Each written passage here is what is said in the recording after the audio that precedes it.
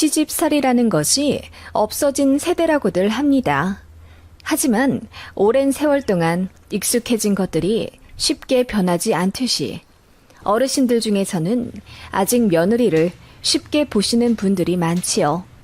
다만 그러한 가치관을 입 밖으로 내뱉으면 자신의 품위가 떨어지기에 아닌 척 하고 있을 뿐입니다. 저는 정말 쿨하고 좋은 시부모님을 만난 줄 알았습니다.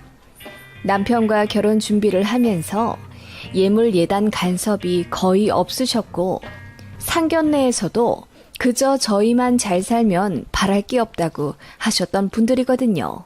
그런 시부모님께 저도 잘하고 싶었습니다. 그래서 식전이지만 시부모님이랑 식사도 자주 했고 연락도 자주 드렸습니다. 제 성격이 워낙 외향적이기도 했고 새로운 가족이 생긴 것이 너무나 행복해서 더 잘해드리고 싶었습니다.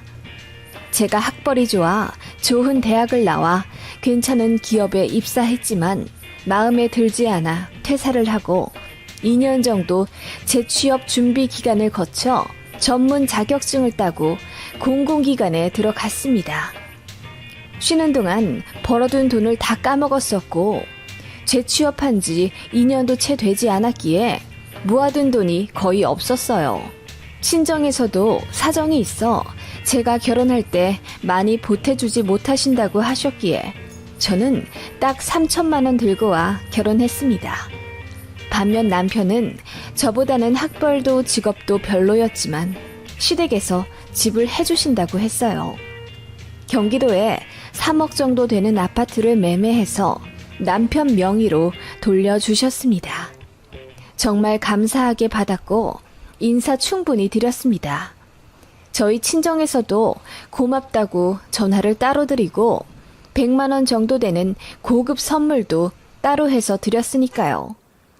집을 해주신 시아버지께서는 니들끼리 잘만 살면 됐다. 또 필요한 것 있으면 언제든지 얘기하노라.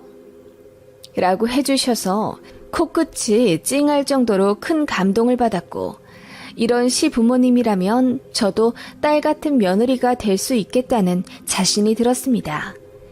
그렇게 시댁은 한 달에 한 번 정도 방문해서 식사하며 지냈고 그러면서 아이도 하나 낳아 키우며 직장 생활도 열심히 하는 워킹맘으로 살아가고 있었습니다.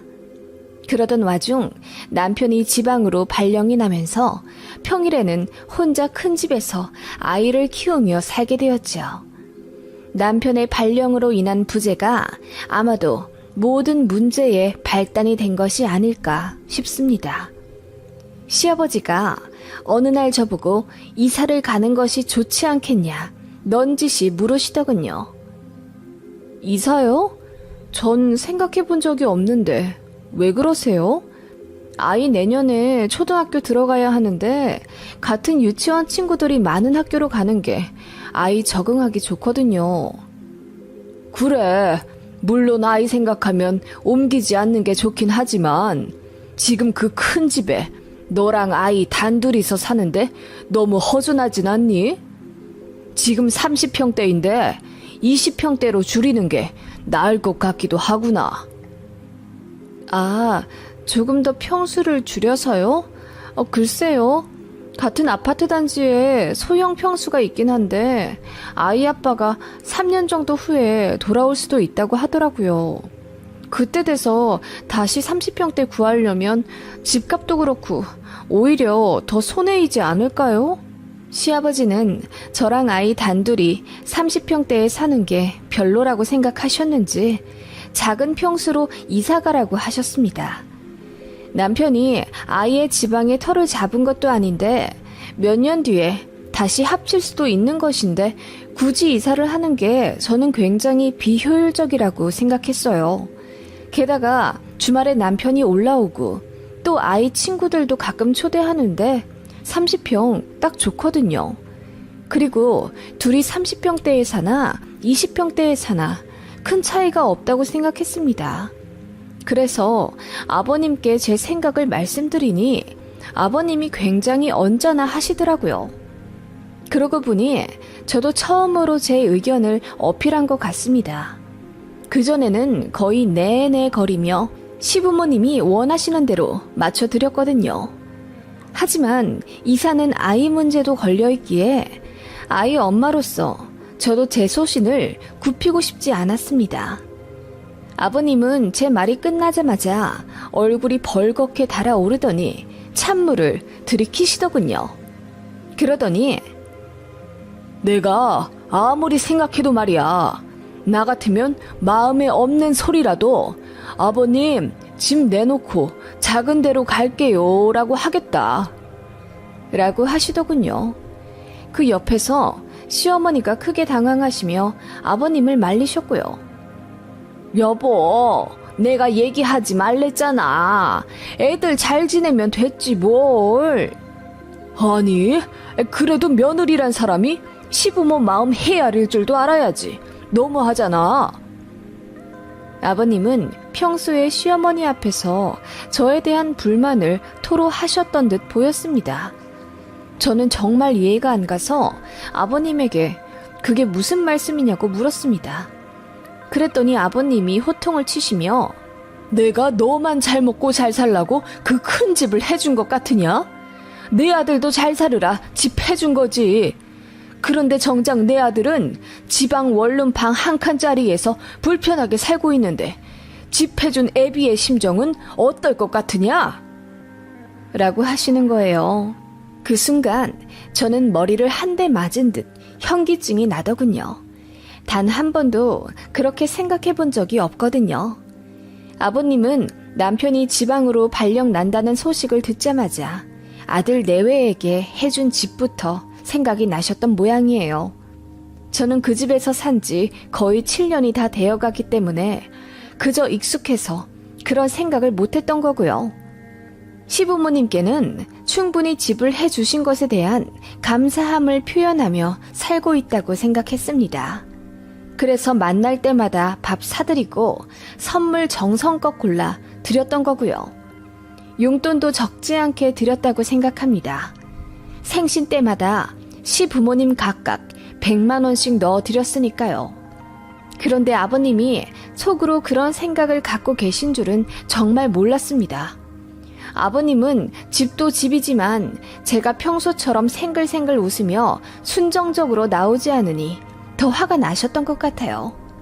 저는 정말 아닌 밤중에 홍두깨 수준으로 깜짝 놀랐고요. 그날 저희 아이도 할아버지가 호통치시는 모습에 놀라 울고불고 하는 바람에 분위기 안 좋게 식사 마치고 집에 왔습니다. 그리고 남편에게 전화 걸어 모든 사실을 알렸더니 한숨을 내쉬며 사실 자기도 알고 있었다고 하더군요. 발령 난다는 소식을 듣자마자 아버님이 집 얘기부터 하셨답니다. 아들 없이 며느리랑 손녀만 30평대에 사는 게 마음에 안 드니 집을 새를 지어 20평대나 10평대 작은 평수로 살다가 아들이 돌아오면 세입자 나가게 하고 원래 집으로 들어오라 하셨답니다. 아니면 시부모를 들어오라 시키게 하라고요. 남편은 말도 안 되는 소리라며 거절했고 그런 말 며느리한테 절대 하지 마시라 신신당부했다고 합니다. 그래서 저는 까맣게 모르고 있었죠. 그런데 아버님은 그 큰 집에서 저랑 제 딸만 잘 지내고 있는 게 내내 배알이 꼴리셨던 겁니다. 그렇게 생각하셨을 거라고 상상도 못했어요. 제가 너무 이기적이고 아둔한 탓일까요? 남편 얘기 듣고 나서 저도 기분이 안 좋아 시어머니께 전화드려 집을 내놓겠다고 했습니다.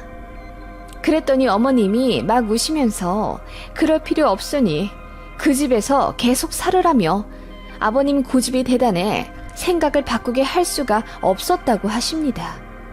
그래서 그런 어머님을 달래며 저도 속상하다고 했죠.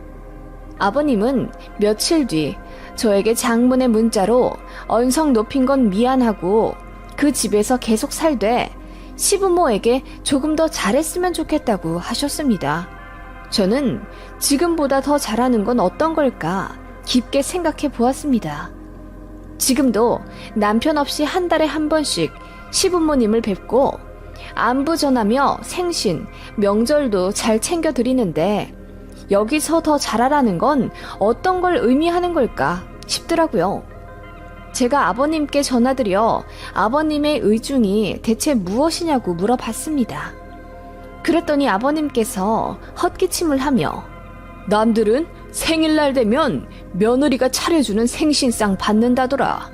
난 물론 그런 거 바라지도 않았어. 우리 며느리 일하느라 바쁘니까. 그치만 한 번쯤은 차려줘야 하지 않겠니? 결혼한 지 곧 있으면 10년이 다 되어가는데 네가 해준 계란 후라이 한번 해먹어 본 적이 없구나. 라고 하시더군요. 저는 요리를 잘 하진 못합니다. 결혼 전에 남편도 이미 알고 있었고요. 저는 정말 간단한 요리만 할 줄 알아요. 아이 이유식도 업체에서 사다 먹였어요. 이런 저를 누군가는 한심하다, 엄마도 아니다, 손가락질 하겠지만 요리에 재능도 없고 취미도 없습니다. 그래서 일주일에 2번씩 식사 이모님이 오셔서 반찬 만들어주고 가세요. 아이가 먹을 음식이다 보니 식재료에 돈 안 아끼고요. 제가 가정주부도 아니고 월 500만 원 이상씩 버는데 그 정도는 투자해도 된다고 생각합니다. 그런데 시아버님은 저의 그런 점이 못 견딜 정도로 마음에 안 드셨던 거고 어머님이 옆에서 요즘 애들 다 그런다. 우리 며느리도 일하느라 바쁘지 않느냐 등의 말로 아버님을 말리셨다고 하네요. 전 꿈에도 몰랐고요. 제 남편도 요리 못하는데 제가 요리 못하는 게 무슨 큰 흠이 될까요?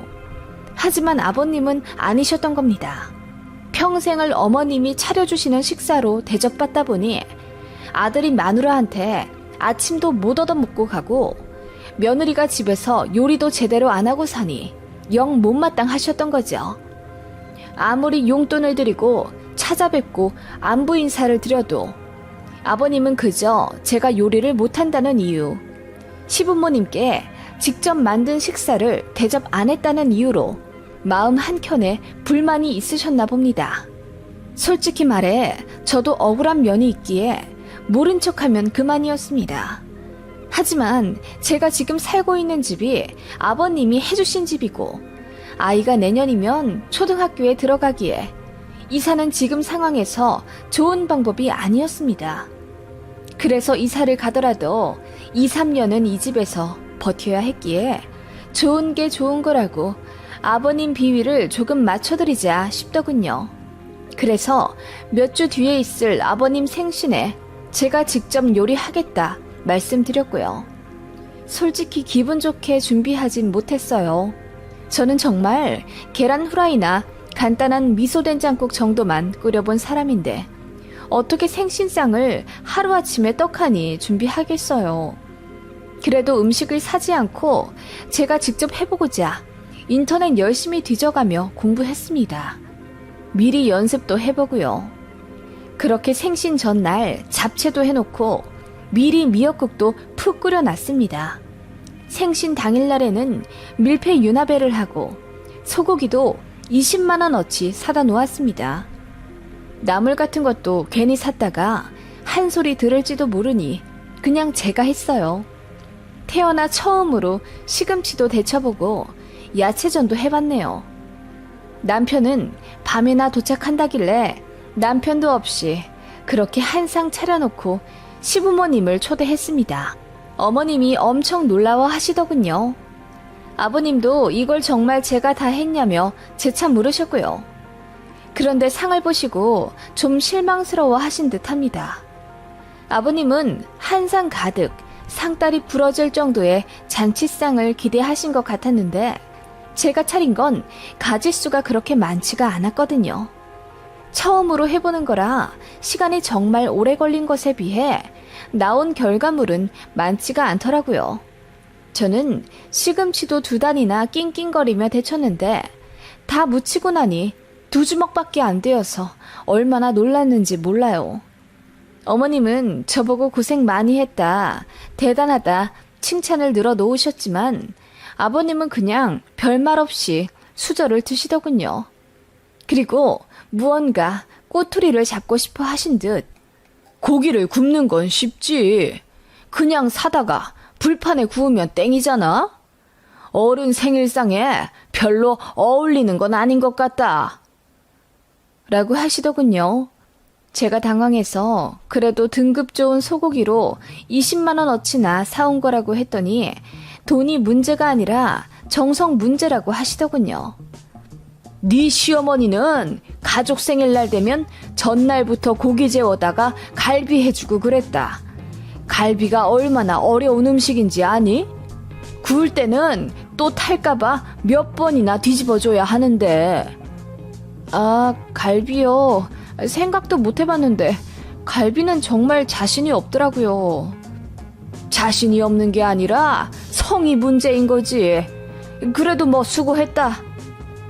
어머님이 하신 것에 반의 반도 안 되는 생신상에 실망하신 아버님은 그렇게 뚱한 채로 식사를 하셨어요. 그거 보니 속이 부글부글 끓어오르더군요. 마음 한켠에서는 해줘도 난리시네 라는 생각이 들었고요.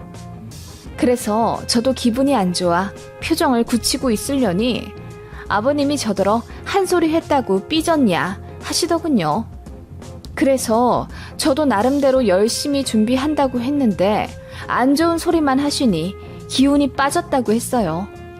그랬더니 아버님이 숟가락을 탁 내려놓으시며 내가 너를 너무 오냐오냐 대한 것 같구나. 요즘은 며느리를 상전대우하는 게 신식이라길래 너한테 모진 소리 한 번 안 했다. 집 해주고 생일상 한 번 못 받아봤지만 꾹 참았어. 라고 하시더군요. 그 순간 분위기가 안 좋아질 것 같았는지 어머님이 바로 아이를 데리고 방에 들어가시더군요. 저도 화가 나서 시아버지에게 아버님, 제가 그동안 며느리돌이 못한 게 뭔데요? 요즘 세상에 아무리 근처에 산다고 한 달에 한 번 이상 시댁, 그것도 남편 없이 애 들쳐매고 혼자 찾아가는 며느리가 어딨다고 그러세요. 연락도 자주 드리고 때마다 감사 인사며 안부 인사도 드리잖아요. 일하면서도요. 라고 따지니 아버님이 제 이런 모습에 너무 놀라셨는지 이까지 덜덜 떠시더군요. 아버님, 제가 요리를 못하는 건 맞지만 그렇다고 해서 제가 수준 이하의 아내, 엄마, 며느리는 아니라고 생각해요. 제일 열심히 하고 있고 가족에게 잘한다고 생각했어요. 그런데도 마음에 안 드시는 거면 그건 아버님 욕심 아닐까요? 그랬더니 시아버지가 할 말이 없는지 그저 씩씩대기만 하시더군요. 그러더니 마침내 입을 여시고는 잔소리 한 번 안 하고 오냐오냐 해줬더니 시아버지 무서운 줄 모르는구나. 집에 돈 하나 안 보탠 주제에 너 이따위로 굴 거면 내가 해준 집에서 당장 나가라! 라고 하시더군요. 저는 그 말에 너무나도 화가 났고 시아버지께 정이 바로 떨어지더라고요. 그래서 알겠다고 하고 2주 안에 짐 다 뺄 테니 알아서 부동산 내놓으시던지 맘대로 하시라 했습니다. 그러자 시아버지가 저에게 손가락질을 하며 네 자식 생각은 안 하더냐. 이럴 때는 그냥 아버님 죄송합니다 하면 되는 것이다. 나가랜다고 홀랑 또 나갈 생각을 해? 라고 하시더군요. 아버님은 자식 생각 안 하세요? 아버님이 이렇게 나오시면 아들 가정은 평탄할 거라 생각하시나 보죠? 저 그냥 이혼하려고요. 제가 뭐가 모자라서 이런 모질이 취급을 받아야 하는지도 모르겠고 저 나름대로 아버님이랑 잘 풀어보자고 안 해본 요리까지 해가며 생신상 차려드렸는데 그놈의 갈비 하나 없다고 툴툴 대시는 거 보니 잘 지내긴 글렀네요. 저 집 안 해온 건 맞는데요. 남편보다 능력 있어서 돈 더 많이 벌어요.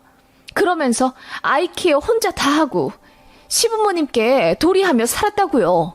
발령나서 홀로 원룸살이 할 아들보다 이 큰 집에서 동동거리며 혼자 애 키우고 이래야 하는 며느리 생각은 절대 생각 안 나시나 보죠? 제가 분노에 차서 아버님께 울분을 터뜨렸습니다. 그 순간에는 정말 이혼하고 싶더라고요.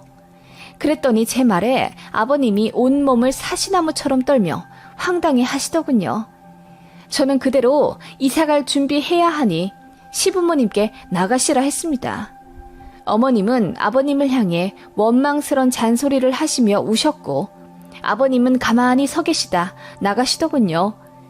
그날 밤 남편이 집에 와서 제 얘기 듣고 미안하다 빌다시피 사과를 했고 저는 그동안 한다고 했는데 이제 더는 시부모님이랑 전처럼 못 지낼 것 같다고 이런 제가 싫으면 이혼하자고 했습니다. 그랬더니 남편이 무슨 소리냐며 전적으로 아버님이 실수했으니 시아버지 안 보고 사는 걸로 하고 이혼은 없던 걸로 하자며 울더군요. 그리고 남편은 시댁에 찾아가 아버님에게 마구 따졌답니다. 집을 담보로 며느리한테 갑질할 생각이었다면 아들 처지부터 보고 판단하셔야 했다고요.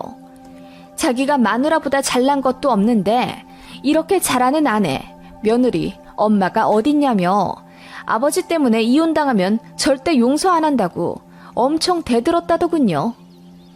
저희는 결국 이사 갔어요. 아버님이 나중에 미안하다며 사과까지 하셨지만 저는 더는 그 집에 살기 싫더라고요. 제 능력으로 근처에 30평대 신축 아파트 대출 조금 낀 채로 매매해서 들어왔습니다. 그 사건 이후로는 어머님이랑은 만나되 아버님이랑은 절대 안 보고요. 전화도 안 합니다. 명절에도 시댁은 안 찾아가요. 어머님이 저희 집에 오시고요. 아버님 오시면 문 절대 안 열어드린다고 했습니다. 그렇게 아버님 안 뵙고 산지 지금 3년이 넘어갑니다.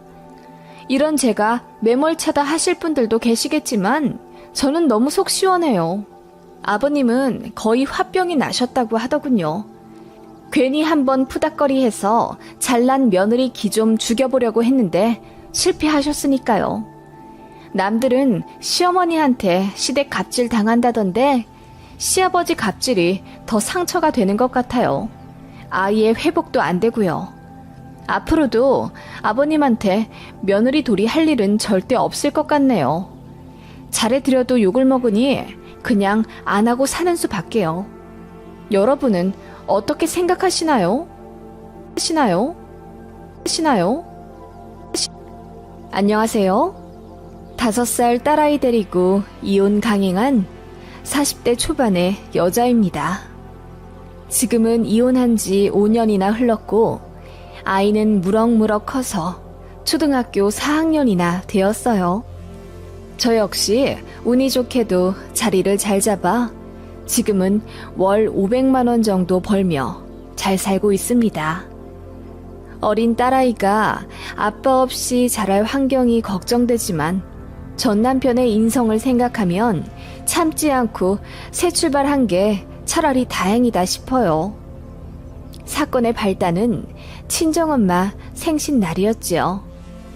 장모님한테 생신기념 용돈으로 10만 원 넣어드렸다고 고래고래 소리 지르며 저에게 뭐라고 했던 전 남편의 목소리가 제 가슴 속에 빗으로 꽂혀 있어요. 결국 그 10만 원 때문에 남편은 인생 전체가 꼬여버려 후회하고 있네요. 저는 2년 정도 사귄 한 남자와 결혼했습니다. 그 사람은 공무원이었고 저는 월 220만 원 정도 받는 중소기업 대리였어요. 지방인지라 월 220만 원 받으면 그래도 또래보다 잘 받는 수준이었어요. 수도권에서는 월 400, 500도 허다하겠지만 제가 살던 곳은 작은 소도시였거든요. 친구들 다 일자리 찾아 서울로 상경했을 때 저는 집 근처 중소기업에 지원했고 합격했어요. 회사가 승승장구하며 잘 컸고 저 역시 대리 직급을 달고 열심히 일하고 있으니 어느덧 나이가 20대 후반이더군요. 많은 분들이 아시겠지만 지방은 특히 결혼을 빨리 하는 추세입니다. 저 역시 회사 상사들의 결혼 압박을 굉장히 많이 받았고 가만히 있기만 해도 소개팅이며 선자리가 줄줄이 들어오던 상황이었습니다.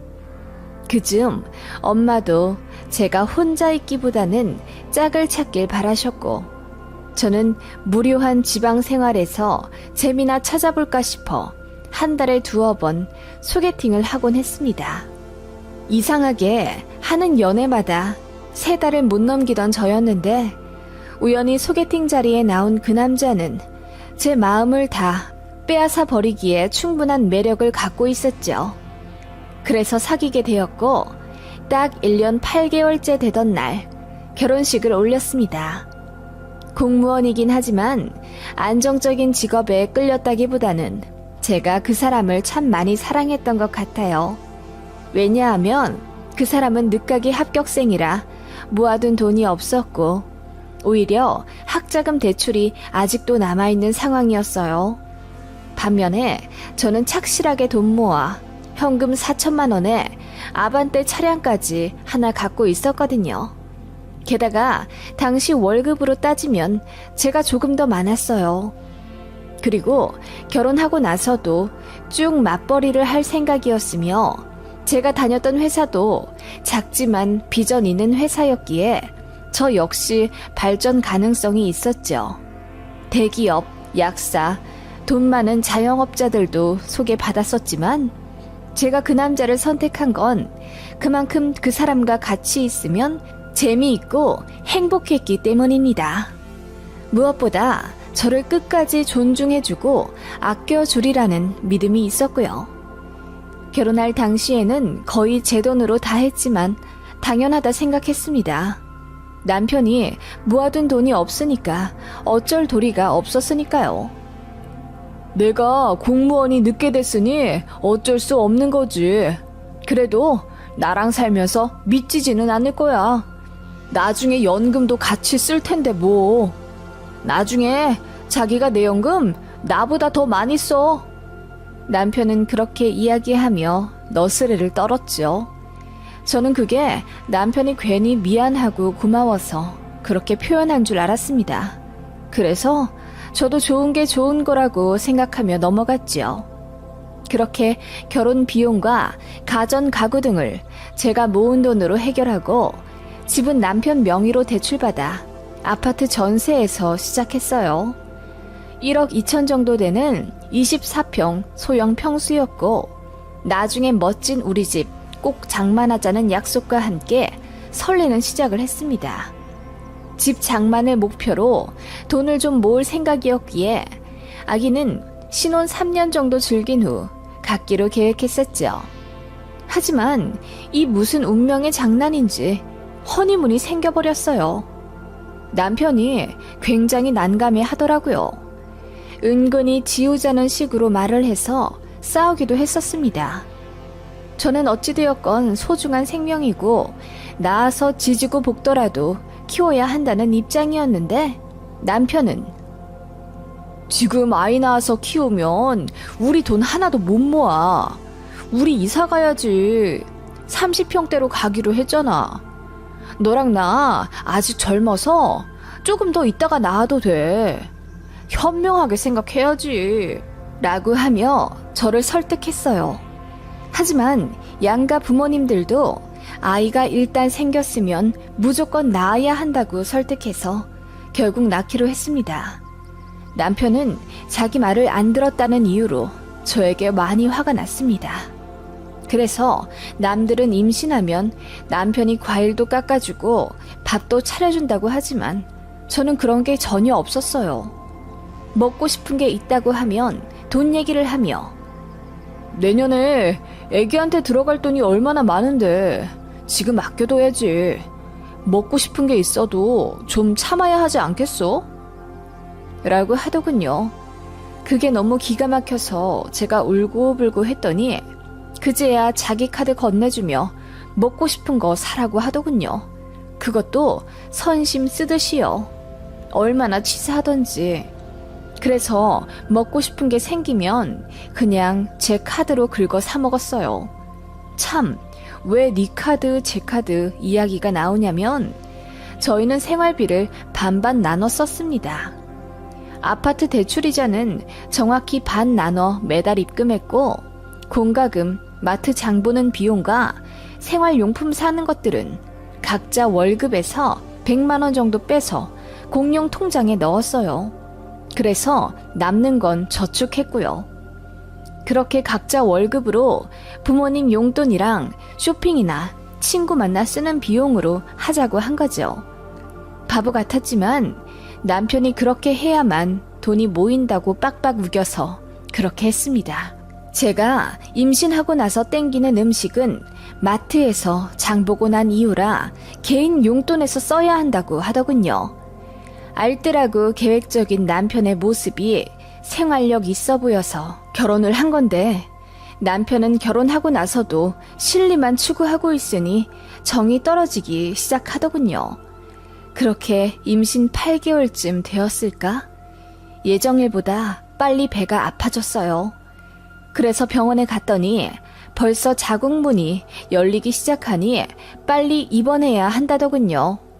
회사에 급하게 출산 휴가 쓰고 부랴부랴 출산 준비를 했습니다. 준비는 제대로 안 되어 막막하고 겁도 났지만 아마도 제가 스트레스도 많이 받고 임신한 이후에도 회사 일에 너무 몰두했던 탓이었는지 아이가 빨리 나왔던 것 같아요. 그렇게 아이는 인큐베이터에 2주 정도 있다가 나왔습니다. 그것 가지고도 남편이 투덜대더군요. 돈 몇 푼 벌자고 회사 일 열심히 하다가 월급 그대로 다 인큐베이터에 쓴다고요.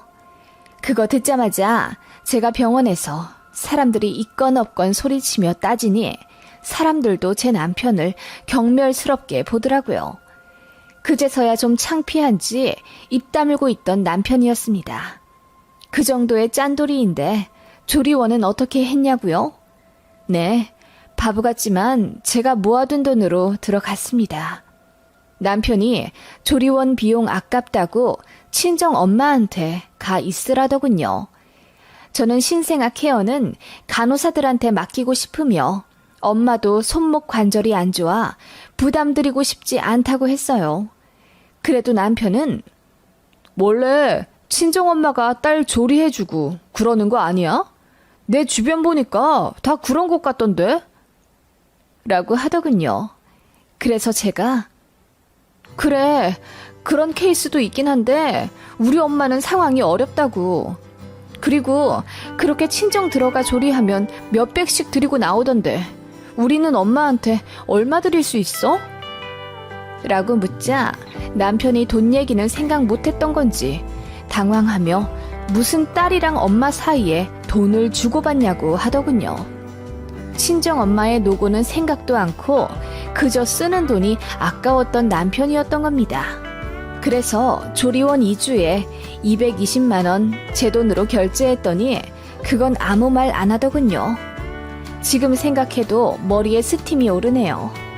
너무 실망스러운 남편이었지만 그래도 자식이 태어난 기쁨은 그 어디에도 비할 바가 안 되더군요. 눈에 넣어도 안 아플 제 딸을 보고 있으면 온갖 시름이 다 없어지는 느낌이었죠. 그렇게 소중한 제 아이에게 뭐든지 다 해주고 싶었지만 남편의 소비 간섭이 심했습니다. 일단 분유부터 난관이었죠. 마음 같아서는 수입산, 최고로 비싼 영양가 많은 분유를 먹이고 싶었지만 남들처럼 적당한 가격대로 골라 마트에서 사다 먹이고 있었는데 그것도 비싸다고 툴툴대더군요.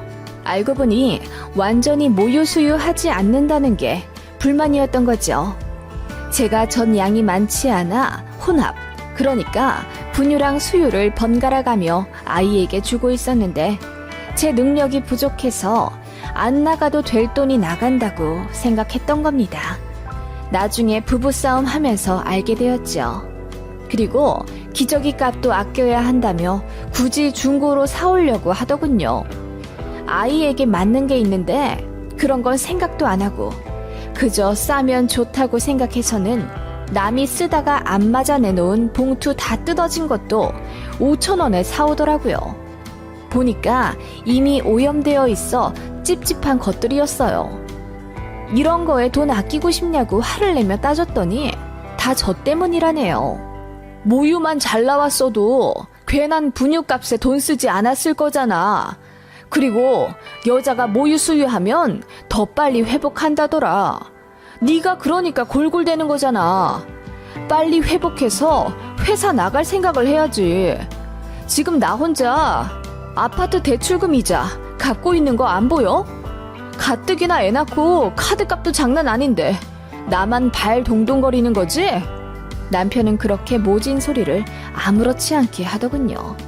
저는 아이는 적어도 2돌은 지나서 어린이집에 보내고 싶다고 했어요. 제가 있던 회사가 저를 많이 배려해 주었기에 아무리 중소기업이라지만 출산휴가는 공무원이나 대기업만큼 해주겠다고 했거든요. 대신 꼭 돌아오라는 약속을 했고요. 그래서 회사 믿고 저도 24개월 정도 온전히 아이와 함께 있고 싶었어요. 논다는 건 아니었고 저도 아이를 재우고 틈틈이 회사랑 연락하며 상황 알고 관련 지식을 쌓기 위해 자격증 공부도 하는 등 자기 개발을 쉬지 않았죠. 그런데 남편은 제가 허송세월 보낸다고 합니다. 요즘 어린이집이 얼마나 좋은데 100일 되자마자 보내는 엄마들도 많다고 하더라. 무슨 2돌이나 끼고 있으려고 해? 그냥 네가 편하자고 일 안 나가는 거지? 애 핑계 대는 거 창피하지도 않냐? 뭐라고? 내가 애 핑계 대고 집에 있으려 한다고? 나 복직하려고 준비하는 거 안 보여?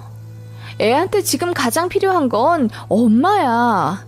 당신은 어차피 퇴근하면 힘들다는 이유로 애랑 놀아주지도 않으면서 뭘 그렇게 잘한다고 어린이집 타령이야. 다 때가 있는 거야. 그리고 무급도 아니고 유급 휴가인데 뭐가 그렇게 불만인데. 기본급의 60% 들어오는 거 가지고 꽤나 유세다. 너 지금 앉아있는 이 아파트 내가 대출금 갚고 있다는 거 잊지 마. 남편은 그렇게 지독하게 돈 타령을 해댔습니다. 아이는 안중에도 없는 사람처럼 말이죠. 그쯤 되니 저는 진지하게 이혼 생각이 들더군요.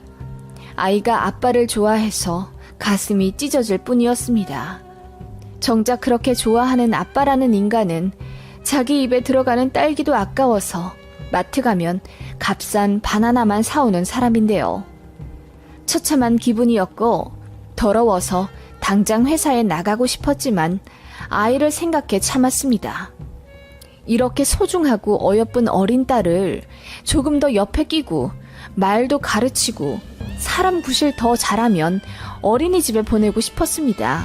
18개월 되면 제가 회사에 나갈 거라고 생각했던 남편은 제가 24개월로 복직을 미루자 방방 뛰며 화를 내더군요. 급기야 저에게 주었던 생활비 카드까지 뺏어가 버렸습니다. 약속과 다르다면서요. 남은 반년은 제게 들어오는 육아휴직비로 쓰라더군요. 제가 먹는 것은 당연하고 아이 먹는 것, 입히는 것까지 모두 포함해서요. 그래서 아이 잠들면 늘 싸웠습니다. 당신 정말 치사하게 굴래? 이럴 거면 나 당신이랑 못 살아. 나도 너랑 못 살아. 그렇게 치사하면 빨리 회사 나가. 너 이대로 주저앉아서 전업되려고 하지?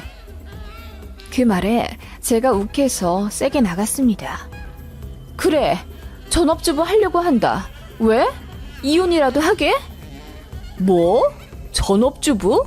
나야말로 전업주부랑은 절대 못 살아. 어떻게 이 험난한 세상을 나 혼자 외벌이로 돈 벌어? 전업주부는 나중에 남편 연금 같이 받아먹을 자격도 없는 거야. 저는 그때 남편의 생각을 제대로 알았죠. 이 사람과는 100년 해로할 자신이 완벽히 없어지고 말았습니다. 처참한 기분이 들었고 밤마다 울었습니다. 그리고 나서 머지않아 친정어머니 생신이 돌아왔습니다. 그 몇 주 전에 있던 시아버지 생신날은 남편이 현금 20만 원에 소고기 사다 드렸더라고요. 그리고 저도 시댁 가서 시어머니를 도와 미역국 끓이고 이것저것 요리해 생신상 차려드렸고요. 저희 친정엄마 생신에는 생신상까진 못하더라도 그 정도는 남편이 준비해 줄 줄 알았습니다. 그런데 못 가니까 저더러 알아서 챙겨드리라고 하더군요. 아마도 저랑 싸워서 기분이 안 좋아 그랬던 것 같습니다. 그래서 저도 똑같이 소고기 해드리겠다고 하니 남편이 선심 쓰듯 오케이 하더군요. 그리고 생신에 드리게 현금 용돈 좀 뽑아달라고 했더니 왜 제 돈 안 쓰냐 묻더군요. 용돈은 각자 돈에서 각출해서 쓰기로 했잖아. 작년에도 그리 했으면서 올해는 왜 나한테 달라고 그래? 정말 이럴래? 작년이랑 올해는 상황이 다르잖아.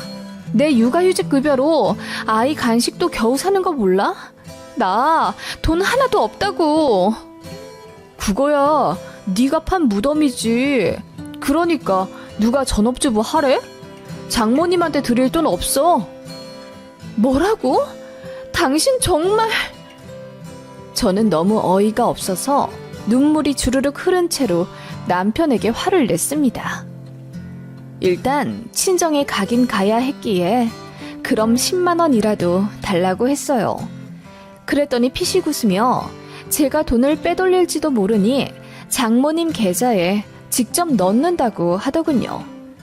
그렇게 10만 원 계좌이체한 남편이 저에게 정색하며 말하기를 앞으로 장모님한테 1원 한 푼 없어.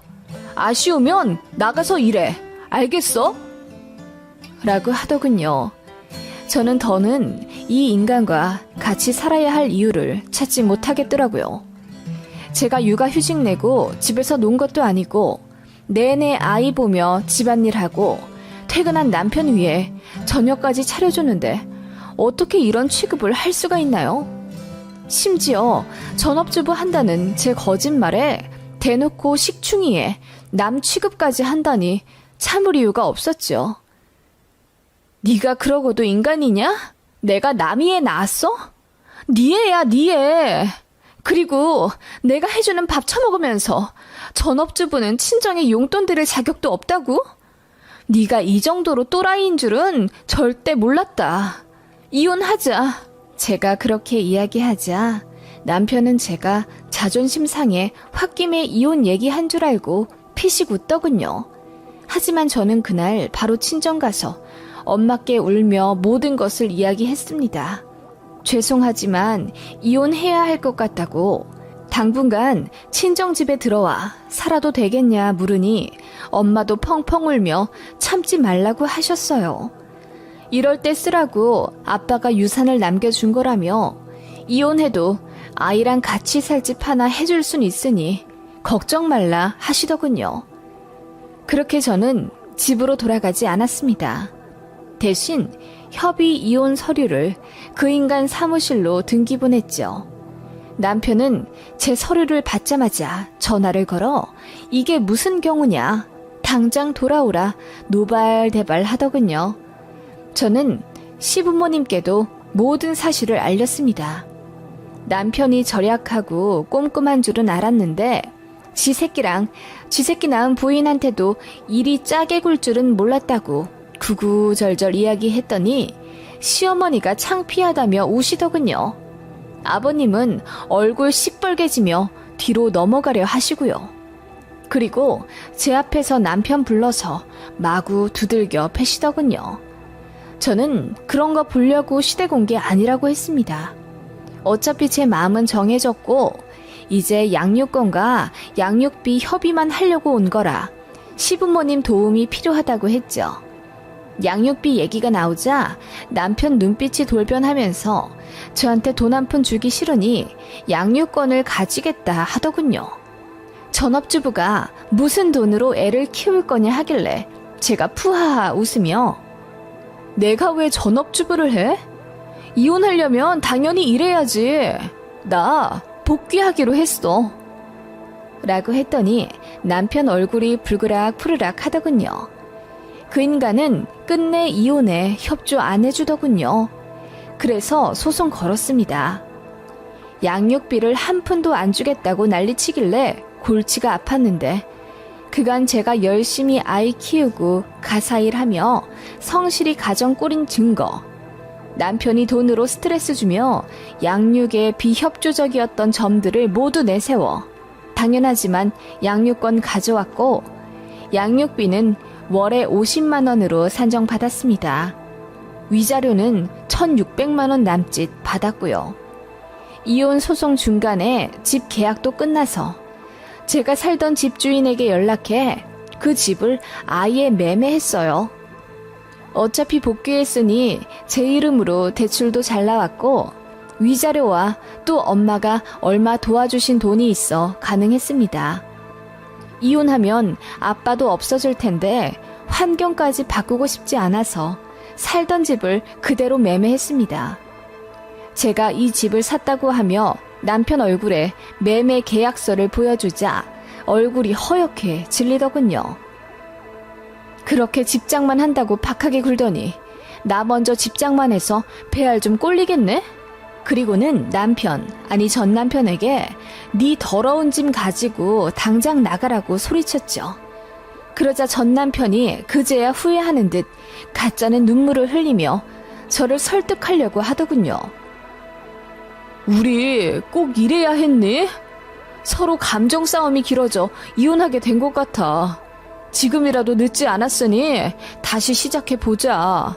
아이도 어리잖아. 이제 5살인데 너무하다고 생각하지 않아? 너무해? 육아휴직 내서 돈 없는 나더러 애 먹을 것까지 사라고 하질 않나. 남의 집에 똥 묻은 기저귀 가지고 와서 우리 애 주질 않나. 장모님 드릴 10만 원 생신 용돈도 아까워하던 파렴치한 인간은 그럼 너무하다는 말로 부족하지 않니? 제가 부들부들 떨며 따지자 전 남편은 아무 말 못하더군요. 그렇게 전부 끝났습니다. 전 남편이 짐을 안 빼고 버텨서 경찰 소동 한 번 일어난 이후로는 트러블이 없네요.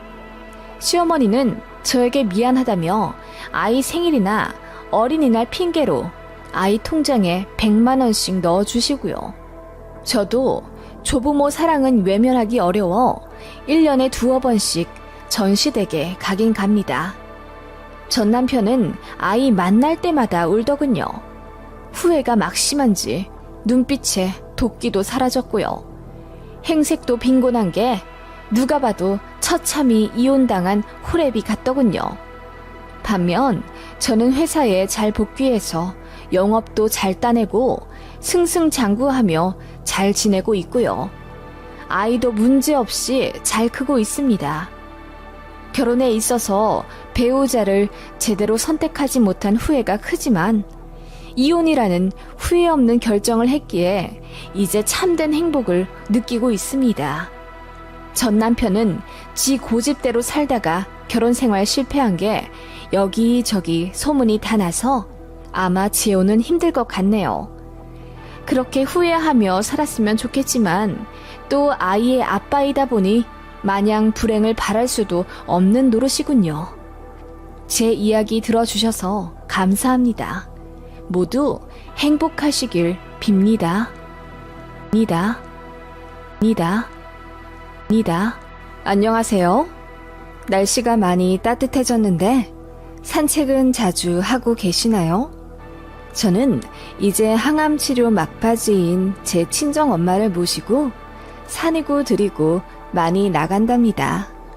아이들도 중고등학생이 되어 제 손이 별로 필요 없고 각자 자기 공부할 것 한다고 알아서 잘 지내니 40대 후반이 된 지금에야 부쩍 저희 엄마와 더 많은 시간을 보낼 수 있게 되었네요. 사실 이혼을 했기 때문에 더 가능한 일 같습니다.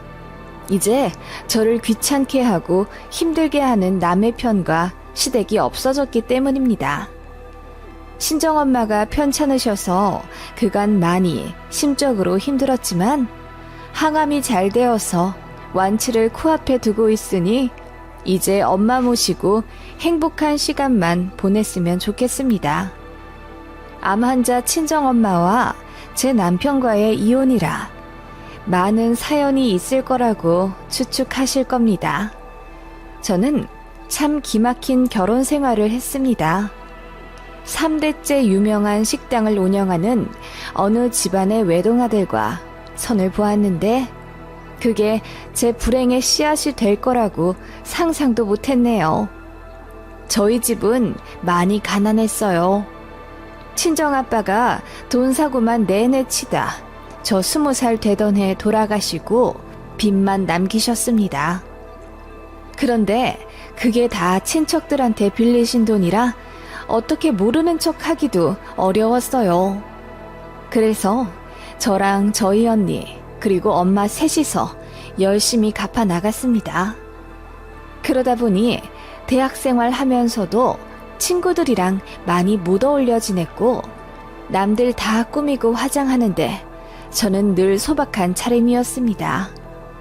그렇게 대학 졸업해 쫓기듯 취업했고 저는 여행을 다니며 책을 쓰는 작가가 꿈이었지만 현실과 타협했습니다.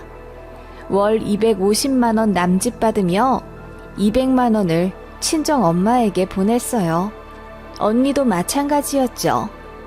그렇게 6, 7년을 나 죽었다 생각하고 돈을 갚았더니 모든 빚이 상환되었습니다. 엄마랑 언니랑 셋이서 얼싸안고 좋아했네요.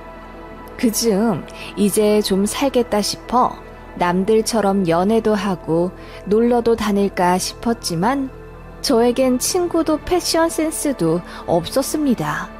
초라해진 저였지만 나이가 나이인 만큼 또 제 자랑 같지만 외모가 그리 나쁘지 않았기에 선이나 소개팅 자리가 곧잘 들어왔었네요.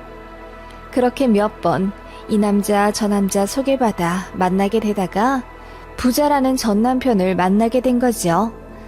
그 사람도 저를 너무나 마음에 들어 했고 처음 만나자마자 저랑 결혼하고 싶다며 설레발을 쳤어요. 저는 말이 별로 없었고 남자 만나는 게 어색해서 그냥 수줍게 웃곤 했는데 저의 그런 면이 굉장히 참해 보였다네요. 그 남자의 저돌적인 구애에 저도 마음이 넘어갔고 그렇게 1년 정도 재밌는 연애를 했어요. 그 사람이 저를 데리고 이곳저곳 여행도 많이 시켜줬고 맛있는 것도 많이 사줬거든요. 너무나 가난해 엄마 아빠도 안 사주셨던 킹크랩, 툭불 소고기 등 귀한 음식들을 그 남자 덕에 먹어보니 제가 공주라도 된 기분이었죠. 참 바보 같았지만 저는 그렇게 먹을 것에 넘어갔나 봅니다. 그런데 시댁들 집안에서 저를 반대하셨어요. 이유는 저희 집이 별 볼 일 없다는 거였습니다. 보통 사람이 들으면 화를 낼 법하지만 저는 자존감도 자존심도 쭈글쭈글해져 있었기에 어쩔 수 없다고 생각했어요. 그런데 그 남자가 저를 포기하지 않고 계속 밀어붙여서 결국 결혼까지 하게 된 겁니다. 남편 될 사람 집은 대대로 지역에서 유명한 식당을 하는 자영업자 집안이라 엄청 부자였어요. 시부모님 차가 3대, 어머님, 아버님 각자 명의로 아파트 한 채씩 있고 남편과 시누이 둘까지도 20살 되자마자 집이랑 차를 하나씩 사주셨다니 말 다 했죠. 남편은 애초부터 직업 가질 생각이 없었고 부모님 가게 물려받아 할 계획이 있던 사람입니다. 저는 가게 일에 자신이 없었고 또 제가 다니는 회사에 이미 적응을 해서 만족을 하고 있었기에 결혼하면 계속 직장인으로 남고 싶다고 했습니다. 남편도 분명 제 뜻을 존중해 줬었고요. 당연하지. 나도 하기 싫다는 사람 억지로 붙잡고 일하게 하고 싶지 않아. 내가 돈이 없는 것도 아니고 직원 하나 더 구해 쓰는 게 일도 아닌데 뭘. 그런 남자에게 너무나 고마웠어요. 그리고 제가 모아둔 돈이 없어서 결혼은 좀 미루고 싶다고 했더니 남자가 떵떵거리며 자기한테 돈이 있는데 무슨 말이냐며 자기만 믿으라고 하더군요. 그래서 그 남자가 하도 책은 한 통에 만난 지 1년 반 만에 결혼식을 치르게 된 거죠. 남편이 집과 가전, 가구 모두 해왔기 때문에 모든 사람들은 제가 신데렐라라고 생각하더군요. 아파트도 1군 브랜드였거든요. 저도 좋았죠. 저를 그렇게 사랑해주는 남자가 모든 걸 다 해준다니 싫다 할 여자가 어딨겠어요. 다만 모든 것은 하나를 얻으면 하나를 잃듯이 저는 시댁에서 벌레만도 못한 취급을 받았습니다. 제가 결혼할 때 겨우겨우 모은 2,500만 원에서 1,000만 원으로 예단을 해갔습니다. 어머님이 모피를 좋아한다고 하셔서 800만 원짜리를 하고 200만 원 가량으로 이부를 해갔습니다. 그랬더니 시어머니가 제 얼굴로 그 무거운 모피를 던지시며 야! 너 모피 볼 줄도 모르냐? 누가 800만 원짜리를 입어? 나한테 있는 모피 3장이 전부 1,500만 원이 넘는데 돈이 없으면 줬기를 하지 그랬어. 센스가 그리 없니? 라고 소리를 지르셨네요. 그 핏대 잔뜩 세워 저에게 소리치신 얼굴이 아직도 기억에 선합니다. 제가 너무 놀라 소리 없이 울자 제 편을 들어줄 줄 알았던 남편이 와이프가 잘 몰라서 그래. 없는 집에서 시집 온 거 알잖아. 엄마가 딸이다 생각하고 좀 알려주세요. 라고 하더군요. 그 말에 저는 남편에게 굉장한 배신감을 느꼈죠. 그날 집에 와서 서운하다 펑펑 우는데 남편이 저더러 현명하게 생각하라고 하더군요. 돈줄은 어머님이 갖고 있는데 밉보여서 좋을 게 뭐냐면서요. 아까 제 편 들어주지 않은 건 다 저를 생각해서 한 행동이었다며 그 자리에서 제 손잡고 뛰쳐나갔다면 우리는 집도 차도 없이 그지로 살아야 됐을 거라더군요. 그때는 왜 그렇게 순진했는지 많은 것을 누리고 살려면 어쩔 수 없는 것도 있구나 라고 생각했습니다. 그 이후로도 어머님은 툭하면 저를 가게로 불러내어 일을 시키셨고 저에게 멍청이, 모질이 등의 비하 발언을 하며 무시하셨습니다. 어머님은 그렇게 저에게 그날 받은 스트레스를 화풀이 상대로 쏟아 부으시고는 며느리가 편해져서 그래. 나는 내 딸들한테도 그런다. 이런 거 다 담아두면 우리 절대로 가족 못 된다. 알지? 그리고 난 뒤끝이 없어. 너도 다 있거라. 라며 혼자 앙금을 풀어내셨죠. 제 마음은 산산조각이 나 버렸는데 말이죠. 그리고 제가 회사 일하고 있는 거 알면서 평일 낮이고 밤이고 상관없이 가게 일 도우러 오라고 호통치셨습니다. 저는 분명히 결혼 전에 남편에게 직장인으로 살고 싶다고 이야기가 됐었는데 남편은 이에 대해 모르쇠 하더군요. 급기야 어머님은 저에게 회사를 관두라고 하셨습니다. 저는 그쯤 아이 낳고 복귀해 팀장을 달고 본격적으로 회사에서 인정받으며 열심히 일하고 있을 때였거든요. 제가 그건 어렵겠다고 하니 어머님이 저희 집에 찾아와 당장 이 집에서 나가라고 하셨습니다. 내가 해준 집인데 내가 하라는 대로 안 하면 나가야지 뭐 별 수 있니? 네 자식 두고 나가라! 라며 막무가내 집을 거의 반 부셔 놓으시더군요.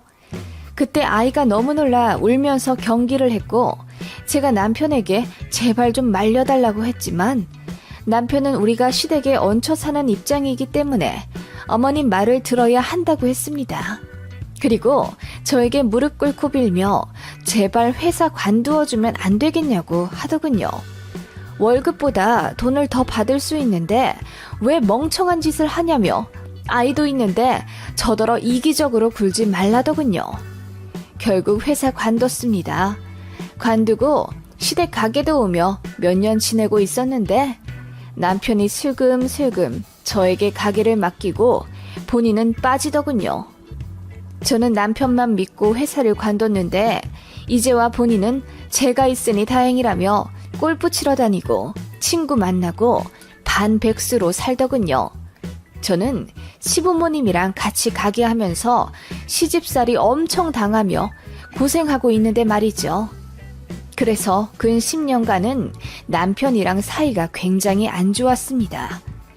결혼 전 다정하고 온전한 제 편이었던 모습은 이미 사라진 지 오래였고 어쩔 땐 시어머니보다 저에게 더 폭언을 하더군요. 제가 시어머니 마음에 안 들게 행동하면 어김없이 어머님이 카드를 가지고 협박하셨기 때문에 아이 학원이라도 안정적으로 보내려면 저는 시댁에서 죽어 살 수밖에 없었죠. 남편은 어느 순간부터 거의 바깥돌이가 되었어요. 어머님한테 하소연하니 어차피 나중에 가게를 맡으면 시아버지처럼 가게 지방령이 될 거다.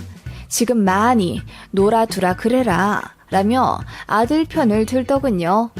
남편이 뭐하고 다니는지 잘 알 순 없었지만 굳이 캐내고 싶지도 않았습니다. 저도 이미 남편에게 정이 떨어졌고 시댁 가게에 지쳐 에너지도 없었거든요. 제 희망은 아이들 뿐이었고 제 아들들이 공부를 잘해 학원 선생님으로부터 상급반에 들어가야 한다, 상위시험 응시를 한다 등의 전화를 받으면 그렇게 기분이 좋을 수 없었네요. 그렇게 시댁 무소리로 산 지 15년이 넘었습니다. 친정 엄마로부터 청천벽력 같은 연락이 왔어요. 엄마가 위암이시라더군요. 검진을 받다가 우연히 발견했는데 생각보다 사이즈가 커서 수술도 하고 항암도 해야 한다는 소견을 받으셨대요. 하늘이 무너지는 듯한 소식이더군요. 엄마를 위해 할 수 있는 일은 기도와 일주일에 한 번씩 아이들 데리고 엄마를 뵈러 가는 일이었어요. 그것마저도 시어머니는 꼴보기 싫었던지 가게 너무 자주 비우지 말라며 눈치를 주셨는데 그게 어찌나 가슴에 한으로 남던지요.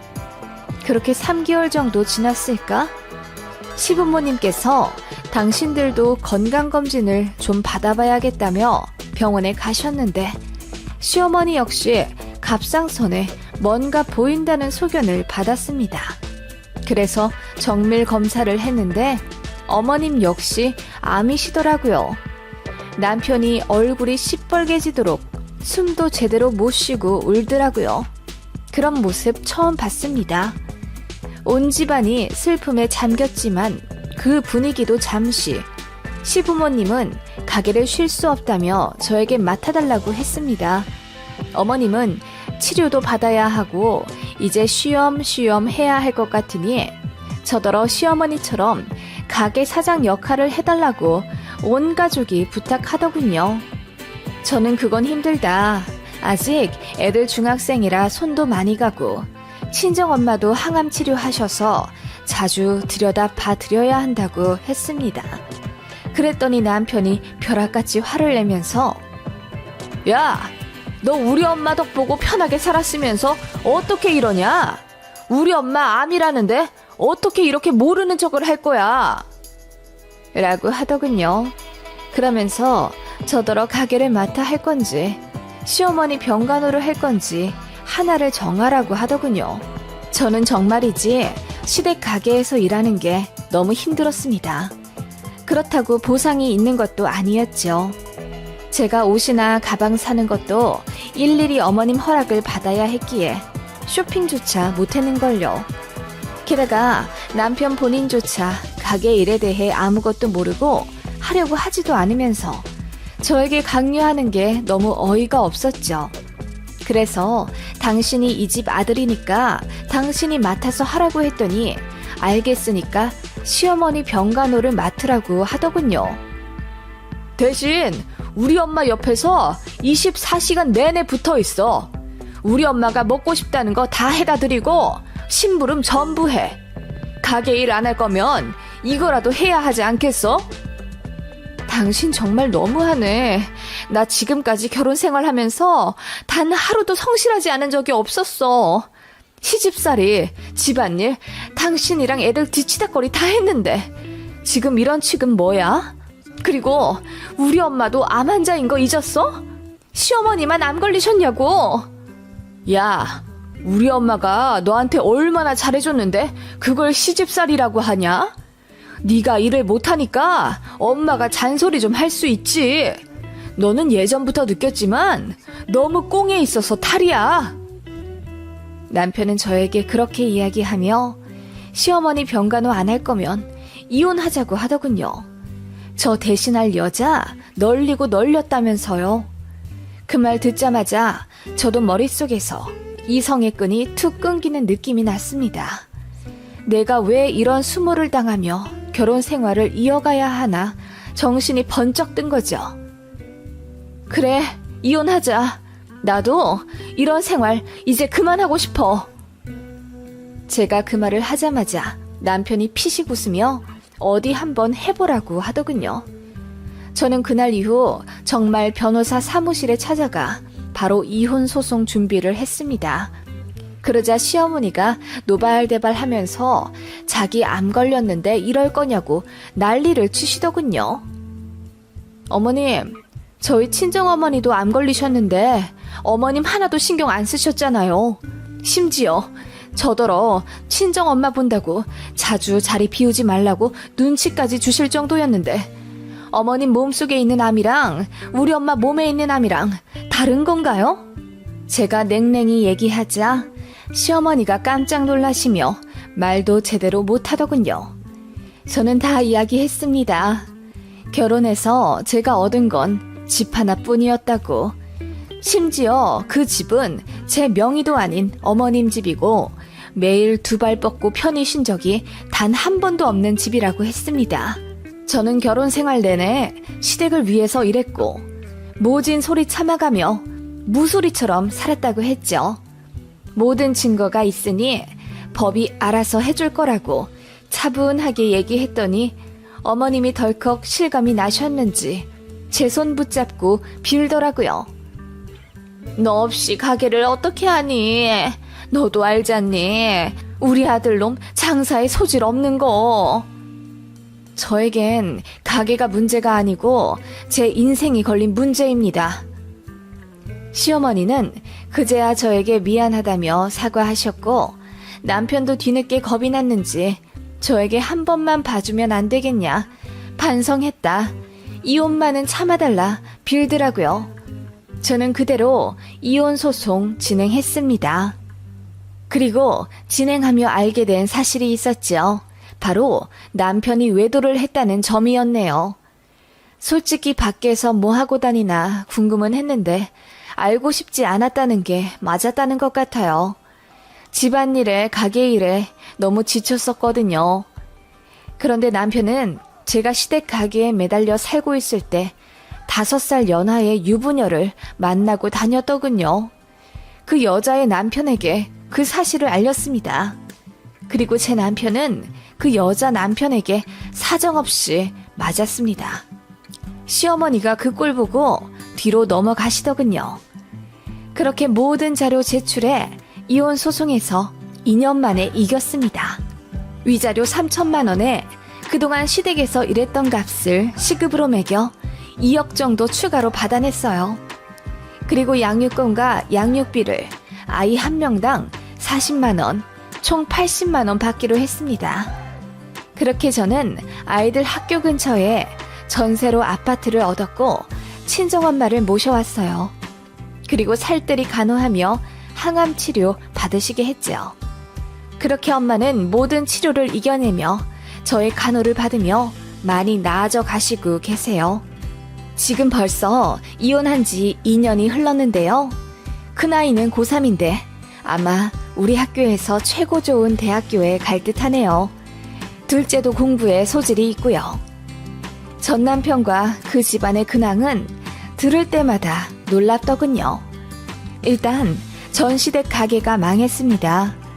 어머님이 손 떼고 전 남편에게 위임하려 하셨는데 남편이 운영을 개떡같이 해서 알바들도 하루아침에 다 간둬버리고 손님도 끊겼다네요. 그래서 어머님이 다시 사장으로 들어오셨는데 어머님 역시 항암 중이라 몸이 약해지신 관계로 운영을 제대로 못하셨다네요. 결국 저의 이혼 이후 2년 만에 가게는 폐업을 했고 그동안 벌어둔 돈을 빚 갚는 데 쓰느라 어머님 아파트 하나를 팔았다고 하더군요. 그리고 나서 또 가게를 낸다고 아버님의 아파트를 팔았는데 그거 역시 망해간다는 소문이 있고요. 남편 명의 아파트 하나 있는데 아마 거기서 시댁 식구들 다 모여 살겠죠. 어머님은 혼자 셀프 간병하느라 죽을 마실 거고 남편과 자식이라고 있는 것들은 다 사람 구실을 못하니 속 터지실 겁니다. 남편이 가끔 제 아이들을 만나면 자기 조만간 알거지 될 것 같으니 엄마랑 다시 합치게 도와달라는 헛소리를 한 모양인데 아들들은 전적으로 제 편이라 그런 소리 한 번만 더 하면 연락도 안 할 거라고 했다더군요. 제가 아이들은 참 잘 키워 다행입니다. 친정엄마 더 건강해지시면 저도 알바 시작하려고요. 지금은 엄마랑 시간 보내는 게 더 좋습니다. 날이 좋네요. 오늘도 즐겁게 산책하다 와야죠.